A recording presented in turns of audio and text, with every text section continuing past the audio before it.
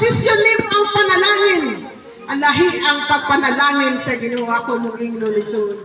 Ang panalangin mo ang Ginoo ang magpanalangin kanatong tanan. Unsa may mahitabo kaninyo ug ang Ginoo ang muhatag og panalangin kaninyo. Amen. Makadato ang panalangin sa Ginoo. Amen. Kinsa may gusto din nga madato? Amen. Praise the Lord. Ang Ginoo kung maoy magpanalangin kanimo, madato ka igsoon. Amen. Amen. And if you align yourself sa God positioning system, He will align you to the position of blessing. Hallelujah. Glory to God. So let's continue to cultivate ang espiritu nga natatuwa, spirit of unity as we move forward. Let's be a house of praise where every member is valued and welcome to contribute their unique gifts for the glory of God. Amen. So kita magpadayon ta dinhi sa ato ang bulaton, labi na sa ato simbahan and sa ato ang komunidad nga naay unity forward. Let's be a house of praise. Atong i-welcome ang atong mga bisita nga naay pagmaya sa Ginoo ang atong panimalay nga mahimutang welcoming where every member is valued. Ang tanan nga membro na ay value. Ang tanan nga nagpuyo ani nga komunidad na ay value. Let's welcome them kay naa sila'y kantidad, naa sila'y value, and welcome to contribute their unique gifts for the glory of God. Amen. Mauna nga kita tanan na may activity niya. Tanan nagbuhat sa ilahang mga buluhaton na ay nagtahi-tahi, nakalko na ang among ang lubi, kay nanguha sila lubi nga wasan nanghin nago, kay tungod kay nagtahi-tahi sila, aron ipakita nila, i-contribute yun nila ang ilang unique creativity. Because you are being valued, no? In ana, so nakita na to ang unity within the community.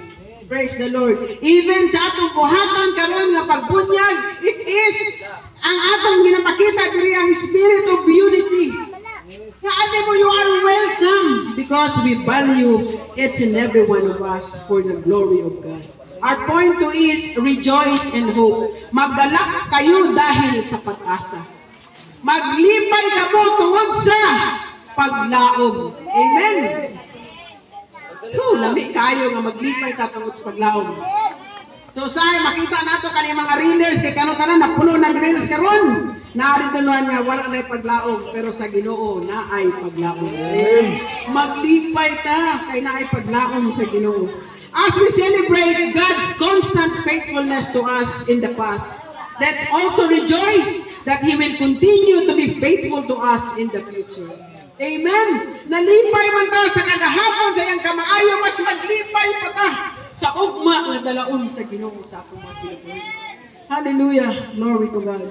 So the Apostle Paul encouraged. No, si Apostle Paul, ang atong writer, nag-encourage sa ato. Ingon siya, encourage sa Tagalog, akong gigugol, ingon siya, kaya mo yan. So si Paul nag-ingon, kaya mo yan. Hingna imong tapad, kaya mo yan. Kaya mo yan. Kaya mo yan, Uncle. Kaya mo yan. Kaya mo yan. Kaya mo yan. Amen. Siya nag-encourage ka na to nga kaya mo yan dahil may pag-asa. Amen. So praise the Lord. So yun siya, believers to live together in love, serving one another as member of the body of Christ. So kaya natin yan.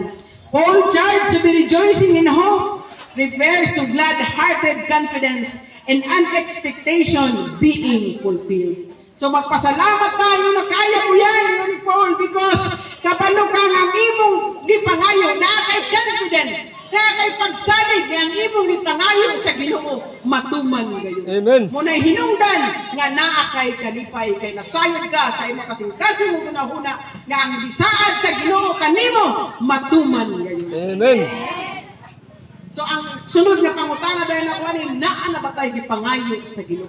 O wala tayo gipangayo, pangayog sugod sa Ginoo. And know ang confidence, mag-rejoice ka, maglipay ka, because knowing ang imong gipangayo sa Ginoo na ay fulfillment sa imong kinabuhi. So sa sample na kong experience ani ang experience ni Abraham.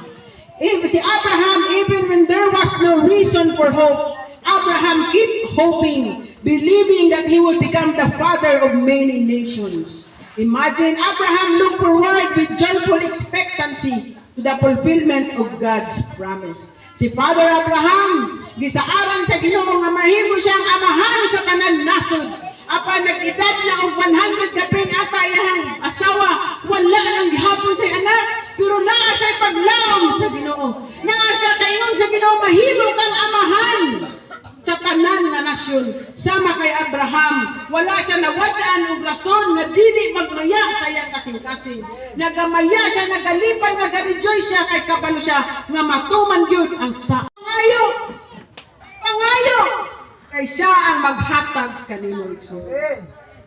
So parehas kay Abraham naatay malipayon kaayo nga pag-expect na ang fulfillment sa promise sa Ginoo mahitabo gyud kanato.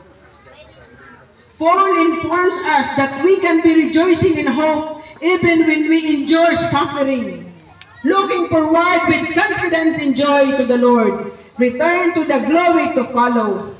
So the nature of our hope is joyful and sure. So ang ato ang kalipay, ibig sabihin malipayon gyud kaayo og sigurado kaayo nga ang panalangin sa Ginoo iyang ibukbuk kanato. Amen. Karon natak na akong ginadeclare nga ang panalangin kaninyo moabot na sa inyong panimalay samtang nakakamo. Ang mga anghel sa Ginoo busy na pagpadala sa panalangin sa ngalan ni Jesus. Hallelujah, praise the Lord. Ang anangin yung ginahuna-huna karon sa inyong huna-huna ang ipangayon sa Ginoo na ay katubagan sa ngalan ni Jesus. Praise the Lord. Hallelujah to God.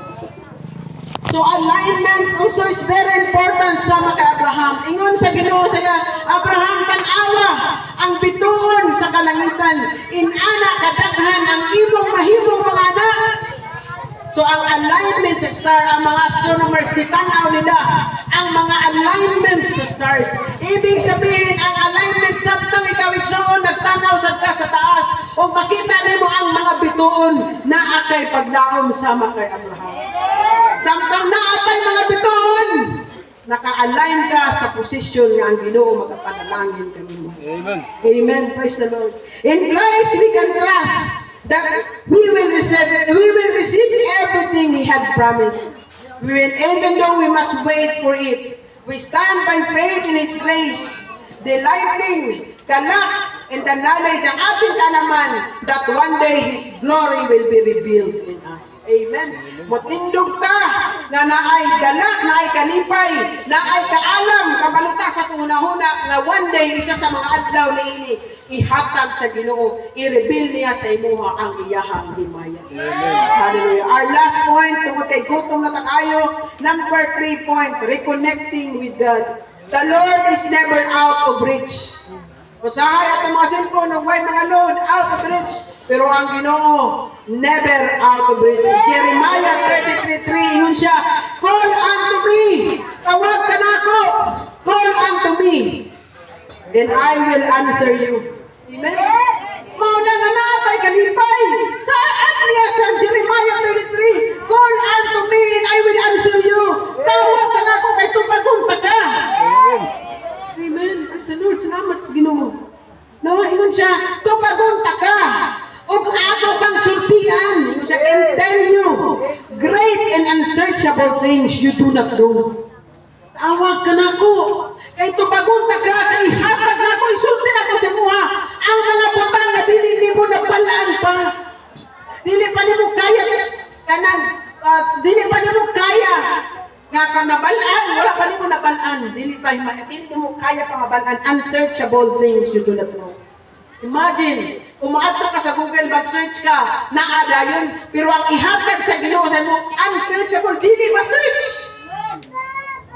Dili niyo mo makitaan. Ibig sabihin, ang kadagaya sa Ginoo, klaro kaayo gini, pagtawag sa iya. Kay naakay mga butang nga dili pa nimo nang sayran. Siya lang ang maghatag, I will tell you. I will tell you. Ingon siya. So reconnecting with God, that leads to transformation. Amen. Kita nagka-problema ta, nag-reconnect, nagsigana reconnect na. Mag-metso po na kayo sa, naglagot sa PLDT, reconnect. Pero dire sa Ginoo mag-reconnect ang God. Kay aron mabuksan, makitaan. And then, kung sa may sunod dayon, pag reconnect na to sa Ginoo, naay kabaguan sa atong mga kinabuhi. Naay transformation sa atong kinabuhi. Wapo kayo ang ato ang leader, ganyan ko siya nga, salamat Ginoo ako yung ginadungog every word na iyang ginasulti sa ato. So it's really nice kaayo na ginaawhag ta niya to yourself because kung wala na tay connection, unsay mahitabo? Mawala kita, mawala tas panalangin ug mawala ang tanan. Yung kinahanglan nga unsa man naay resolution, naay panukala kung unlock, unsa man ang unlock pagbukas ng kondado sa unexpected success, hindi inaasahang tagumpay. Maunay na hindi mo inaasahan. Nag-ani ka rin, nagsimba ka rin, napalaan mo karon, uy! Salamat sa Ginoo. Kay matuman jud ang akong pangayo na ito inaasahang tagumpay. Oh, amen. Naay unexpected success na ihatag. Without connection, we lose discernment. Kung wala tayong connection sa Ginoo, mawala ang ating pag-uunawa between right and wrong. So our connection are only transactional. Kung ang atong transaction sa Ginoo transactional lang, walang laman. So exhausted, naubos, nawawala, o anxious balisa kung wala tayong connection sa Ginoo. Amen. So sinana ang mahitabo. Remember that we are broken. We are broken, ibig sabihin sira and fallen, nahulog. We are broken and fallen people. So the first disconnection happened in the Garden of Eden. When humans experience broken relationship with God and each other. We have been trying to find ways to reconnect. Kung salamat sa Ginoo, sa kinabuhi ni Jesus, we are reconnected. Amen. And because we are reconnected with Jesus, sigurado nga maglipay ka, mag-rejoice ka sa imong kinabuhi. Kaya nasayod ka nga naay renewal sa imong kinabuhi. O mahitabo na naay reconnecting, mahimo kang makonect ka sa ato ang panalangin sa Ginoo. So the only way to reconnect our soul to the one who created us as for connection is through Jesus. Hallelujah. Through His life and death, Jesus makes a way by bridging the chasm. Ibig sabihin, bridging the bangin that exists between us and God. No? Tungod sa Ginoo, tungod kay Jesus, natagaan tanyag tulay between sa bangin ug sa iya. So, salamat sa Ginoo kay siya ang tulay sa panalangin. So for our conclusion today, I want us to focus on renewing of our minds, not to conform to this world. Renew ang atong hunahuna, dili ang kalisod na ginaingon sa kalibutan, mao atong hunahunahon. I-renew ang hunahuna. Maayo ang plano sa Ginoo sa tuwa. Renew. Call unto me and I will answer you. I have a good plans for you, plans to prosper you. Pagkuhay mo hunahuna. Ayaw paghunahuna sa ginasulti sa kalibutan. Lisud. Huna-huna, maayo ang Ginoo, pagkamaayo sa Ginoo. Maglipay ko kay naay paglaom sa Ginoo.